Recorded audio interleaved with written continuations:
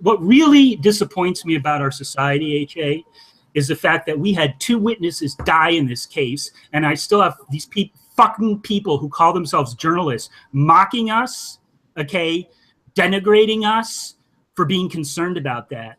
And, you know, it goes beyond a lack of awareness in this country. This country has a vicious, corrupt core, okay? And the most vicious, corrupt people are sitting in DC right now, running the show and forming the media elite and establishment that surrounds and protects them and promulgates their bullshit all over the airways. And I am sick and fucking tired of living in this country and having those be the people that run the show. Okay? All right? Because I've got 2 little kids.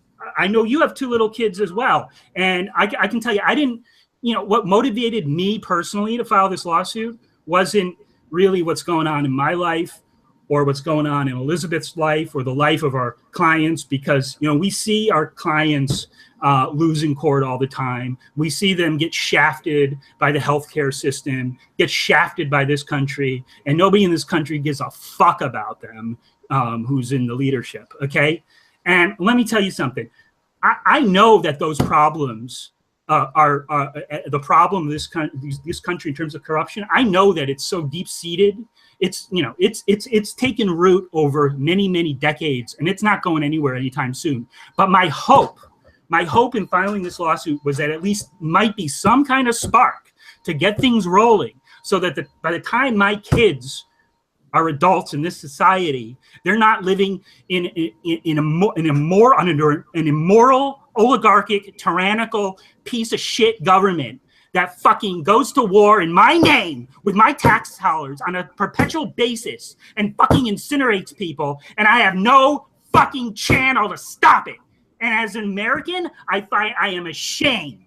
I am ashamed to call myself an American. And let me tell you something else, okay? There were people in Nazi Germany that didn't know what the fuck was going on either, okay? They were fucking clueless. They were fucking brainwashed. And I'm not making this comparison because of any bullshit comparison between Trump and Nazism that's going around that the mainstream media wants you to believe. What I'm talking about is the real government we have in this country, okay? And in my view, they are morally equivalent or worse than the government of the Nazi Germany. Okay, because they've been going on longer and they've been fucking over not just everybody in this country, but around the world. And I'm fucking sick of it as a human being.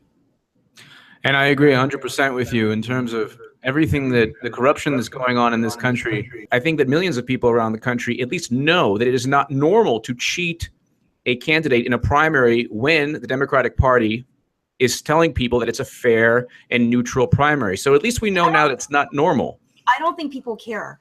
I don't think your average person cares. I don't think they care. I mean, I had a conversation with someone I know, very highly educated, has a PhD, and they're, you know, the first thing out of their mouth when the conversation turned to politics was, well, you know, I think that Russia stuff is kind of serious.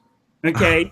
All right. I mean, this is the level of brainwashing that has been just overwhelmed these people. Folks in this country. On the other hand, in order to get us to a better place, I mean, I really think you have to appreciate the size of the problem here. The population requires a deprogramming. It's you know, you can't. It's not just a matter of taking the media power away. Yeah, we're talking about scale. In terms of just the technical legal justification that the judge gave, I know that the judge actually part of it was he admitted that the DNC did cheat. And yet, even though the judge knew the DNC cheated, he still went ahead with his decision. Why do you think that took place? Well, so that's probably best answered with knowing a little bit about the standard on a motion to dismiss. In a motion to dismiss, which is the motion that the DNC filed in this case, when you decide a motion like that, the court is required to assume that all the allegations in the complaint are true for the sake of deciding the motion. And so that's why there's language in the order where the judge accepts the allegations as true, because he's bound by that particular standard in deciding the motion. So then the question is, what was the basis for his decision? And it's a 28-page order, but I think the crux of it comes down to the paragraph where he says that donating to the DNC or to Bernie Sanders' campaign does not entitle plaintiffs to challenge the manner in which the DNC has conducted its affairs. Okay, so he's basically bought into and agreed with the line of reasoning that was set forth by the DNC in its motion, which says that the plaintiffs in this case have no standing to pursue their claims, notwithstanding the fact that they donated collectively $228 million to Bernie Sanders while believing that the election would be conducted in an impartial and even-handed manner as required under the DNC's own charter. And to the extent that candidates like Bernie Sanders exist, they're there to suck some money out of the peasants, okay? That's what their purpose is. So, look, I know that's a hard thing for progressives to take. I know a lot of people believe that Bernie Sanders was an authentic, avenue to a progressive future for this country that doesn't look like the nightmare oligarchic capitalist system that's dominated this country for many, many decades. But he wasn't that. I mean, he was an illusion that was up there, and he served the purpose of sucking a lot of money out of people. And now we have another piece of jurisprudence, which we can put with other cases that I'd be happy to discuss anytime with you, HA, that have come down from our courts, which say that, or allow frauds to happen on a grand scale and give no recourse to the people who get defrauded. Why didn't Bernie Sanders support you and Elizabeth? Why didn't he lend his political support to this DNC lawsuit? And being an independent, why didn't he, be truly independent when in this matter, since we know from not only everything that you've done to expose the DNC corruption, we know from WikiLeaks DNC emails, and we know from Debbie Wasserman Schultz stepping down and the other DNC officials stepping down. And we also know from CNN firing Donna Brazil based on the WikiLeaks DNC emails that it was Bernie Sanders who was cheated. Why didn't Bernie help you guys or support you? In order to rise, you have to throw away your ideals. And as you can see, Bernie is still in the Senate, and he hasn't been kicked out, and he's still part of the U.S. Senate, which is what, 100 people? It's a very select group of people, and he's there. So the powers that be have deemed him fit to stay. It's not you or me. True threats to this, what happens to true threats to this system, HA? What happens? They end up in coffins. Yeah, like King. Okay. Martin Luther King. Okay, Robert Kennedy, JFK. This is what they do. That's what happens. They kill you, and then they name a street after you, and then they or in the case of JFK, you might get a school or an airport or something. Airport. They name shit after you after you're dead. That's what they do to people who are a true threat. We're never going to get any real leaders. What needs to take place in our society for not just the term awakened or woke? What needs to take place for structural change in Wall Street, war, foreign policy, those big grandiose issues? I think there has to be a critical mass of people that are willing to act against their own self-interest for the common good. Right. And that is such a strange concept to most people. Right. It's actually really simple in terms of forcing structural change on governments. I'll just give you a good example of it. South Korea is prosecuting the president, the former president, for pay-to-play corruption, just like Hillary Clinton. President Kim. Yeah, and the reason they're doing it is because millions of Koreans got into the street protests, as the corruption was being revealed to the public, and they demanded it from the government. Mind you, Korea is like the size of Utah, so that's an enormous percentage of the nation's population. But it doesn't matter in our country because even before the analysis of whether or not this is right or wrong happens, The initial analysis is, which side am I on? Yeah. That's the first analysis. Okay? And people are not willing to call out bad behavior. No, it's on your own side. Right. Nobody wants to clean up their own house. And I would, before I went to law school, I studied political philosophy. So I'm going to make a political philosophy reference here to book 8 of Plato's Republic. Okay.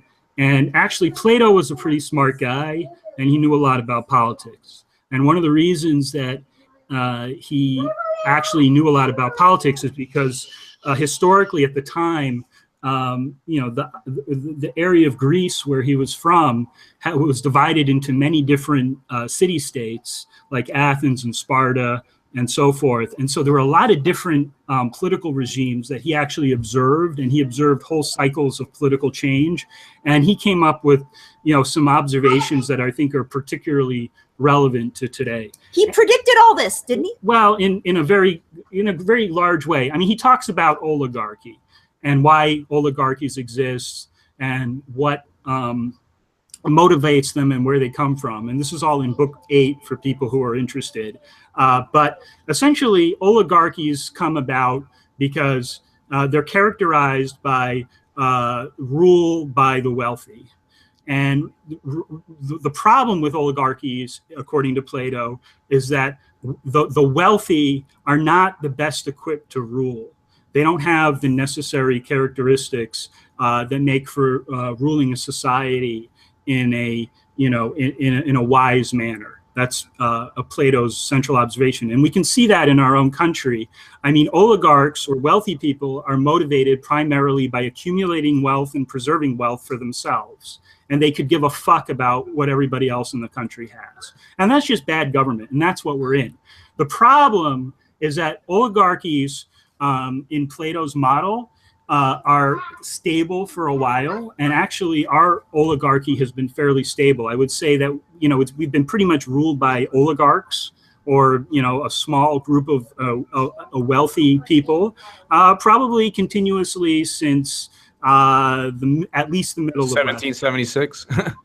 I don't think so. I think we had a different. I think Plato would say that we had a different type of government, a democracy, a timocracy, which is actually not a democracy with a D, but it's basically ruled by property owners, which is kind of a different concept. Of course, if you didn't own property, or you were literally property, a slave, you were shit out of luck, and the system we had was terrible.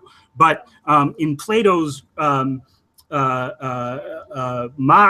the timocracy devolves into an oligarchy. So I think that we've had this probably since last century. The problem is what comes after oligarchy is really, really bad. What happens is that you get a very disordered state in society.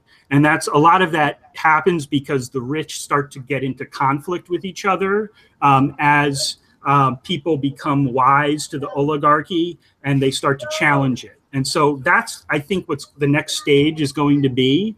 I think we're headed for more conflict. And I feel that the Democratic Party is, the idea that they're going to somehow listen to reason and realize that they have to, play ball with the progressives, that assumes that they're thinking other than in terms of how do I preserve my power in this society, because that's what the Democratic Party represents first and foremost. It's a channel by which oligarchs exercise power. If we don't right the ship, the next step is basically chaos and anarchy. Think the wild, wild west. And by the way, you see this in other countries where there's where there's a loss of law and order. People take matters into their own hands. And they just set people on fire. They do all sorts of crazy stuff. So that's the next step.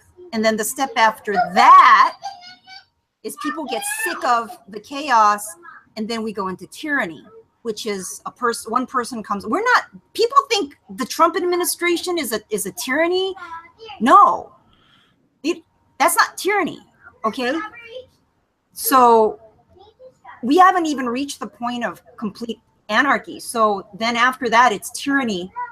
And that's when people get so sick of the mess and the confusion and the lack of law and order, that they'll elect somebody and give that person just absolute power. They don't fight back.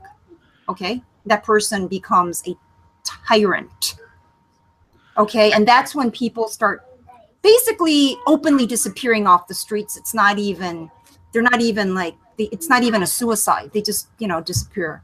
At what point do people stop believing the propaganda machine, public relations firms like the Washington Post and the New York Times and CNN? So propaganda has every much in this society to do with that as it does with disinformation and distraction. Okay, and we're every time we sit there, we sit on our, you know, whether it's social media or, you know, with our friends and colleagues, and we talk about, you know, what the hell was that shit in Charlottesville, and you know, there's Russia narratives all BS, and we talk about that. What we're actually doing is not talking about what we should be talking about, which is the fact that we have a Pakistani spy network infiltrated Congress through the former chair of the DNC, and we've got an indictment against the lowest level guy, but Debbie Wasserman Schultz is still running around doing town halls like, you know, nothing's happened. And, you know, why aren't people so outraged that, I mean, the fact that she hasn't resigned in shame is so alarming to me. I agree. I mean, it used to be that when, you know, a scandal like that happened, the first thing that would happen is that the politician would step down. Okay, but we don't have that anymore in this country, and I think a large part of it is because the media has now put the distraction campaign into overdrive. So, as we sit here and we talk about dissecting the Russia. And, the Hillary supporters are so brainwashed with this nonsense that they believe. What we're actually doing is we're spending our energy talking about issues that are not the real issue, which is the fact that criminals run our government and they continue to go unprosecuted. I mean, it's that simple. Do you think that Debbie Wasserman Schultz will eventually experience the repercussions politically and legally? Do you think it's possible that she does? Maybe not. But if she's the scapegoat for the deep-seated corruption in our government, I think that the powers that be will be perfectly happy with that. Yeah, I mean, if they want to throw her under the bus, people think, oh, as long as Imran Awan and this, Congresswoman Schultz is behind bars, we're going to go back to Nirvana or something. They might throw us, some breads and circuses and give us, the satisfaction of a trial of Debbie Wasserman Schultz. I could see that happening, but I would be, shocked if it went any further than that. And I think that's a stretch. In terms of where do we go from here, HA? I mean, I think everybody needs to, do a moral gut check and think about their complicity in the crimes that this country has continued to perpetrate and will perpetrate. I mean, at a certain point, you become complicit if you allow it to go on and you don't do what you can to stop it. There were plenty of, people in Nazi Germany that let a very, very evil regime do very horrible things, and they may have been personally outraged about it, but they didn't do anything to step up and put a stop to it. Sad to say, as an American, that every day this goes on in terms of what we have for a government. I feel complicit in it. The longer that I participate in the system. I guess one last question is: did the judge's decision leave room open for any further lawsuits against the DNC? Well, we haven't had a chance to confer with our co-counsel on what the next steps are. And we haven't even had a chance to discuss the order yet, but we'll be doing that within the next couple of days, and then we'll be issuing our opinions on, what, if any, are the next steps from here. Well, listen, I want to just first say thank you so much for, especially on this day, to still have this interview. with both of you. It means a great deal to me. I know it means a great deal to a lot of people watching. And I will say, even though there's some pushback, but you guys are heroes. I firmly believe that. I just want to thank you for everything that you've done. That's the problem. That's the problem. I know, but you know, he's trying to be nice, though. I know, but you know, Elizabeth. No, I do. I really appreciate you saying that. I also want to just take this opportunity to not only thank you, but everybody that's been sending us support and encouragement, and even just, I mean, it really means a lot every time we get these comments, because otherwise this would be a completely thankless job. I mean, we live in a day and age now where, like, members of the media basically harass, like, we're like a 2-lawyer law firm. Okay, I mean the Washington Post basically goes out of its way now to, like, harass and troll me. They're a public. Well, that's the thing. They're a public relations firm, and I view them as the most corrupt, underhanded. Same with MSNBC, all of them, and that's going back to my compliment, which is a fact. It's reality. I think what you guys did was wonderful and heroic, and I think that at the end of the day, whereas we might not see, in front of us, how many people were positively impacted by all of this, I do think there's a great many people who are now more aware and more conscious of what's going on because of the work that you and Elizabeth have done. So I just want to thank you again. And I would love to have you both back on at whenever you'd like on this channel. No, thank you for giving a voice to our lawsuit. I think this was maybe the only voice that a lot of people felt they had in the wake of what happened in the primaries. I think, it's up to people who have the means to do so to continue to try to give all of our fellow Americans a voice, at least to express our dissatisfaction with our government, even if the road to making change is a long and arduous. And thank you so much for this wonderful discussion. Thank you, HA. It's good talking. Thank you both.